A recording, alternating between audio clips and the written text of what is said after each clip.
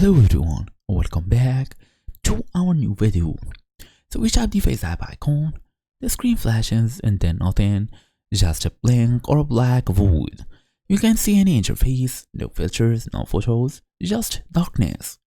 So it's like the app gave up before it even started. So black screen usually means the app is crashing on launch, often due to corrupted cache, data or a conflict with your device's settings.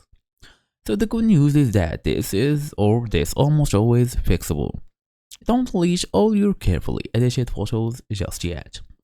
So in today's small tutorial, we want to go through how to actually fix this black screen issue in FaceApp, fast and easy as usual. Let's get started. So first thing first, you can try and force close the app and restart. So first, make sure the app is fully shut down. Swipe it away from your recent apps list. Then wait a few seconds, tap the icon again. Sometimes it just needs a fresh start. We can also try to clear the cache and data on Android. So let's say a simple restart doesn't work, the app storage is likely corrupted. You can go through settings, apps, FaceApp and storage, then tap clear the cache. We can also access it via long pressing the app, then tapping on info here, all the way down, storage and clear the cache.